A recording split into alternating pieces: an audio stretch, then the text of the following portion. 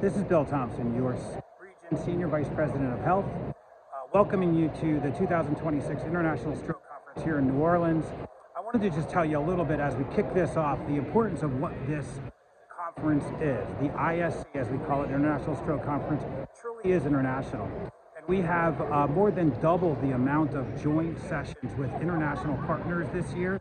And we see the importance of what that means. And when you think about what we could all do in our little communities compared to what we can do if we bring everybody together from the globe, it compounds the impact we can make. I just came out of the main session, and in that main session, Nancy Brown welcomed the group and talked about the importance of all of that, and then turned it over to Dr. Stacy Rosen, who, as many of you know, is our president of our National Board of Directors for the American Heart Association, American Stroke Association, but also a previous president of our Eastern States Board of Directors and a longtime leader, volunteer in our New York City market.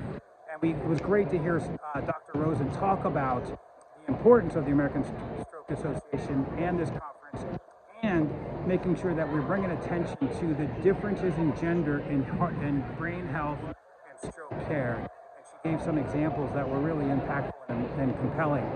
The other piece that was highlighted that Nancy did was talked about the legacy of Dr.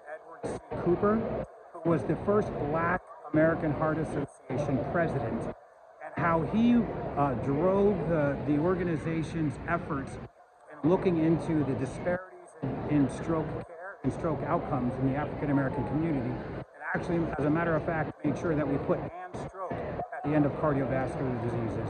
He recently passed away just after he turned 99, but we also know how much of a strong friend and partner he was to us in our Philadelphia market.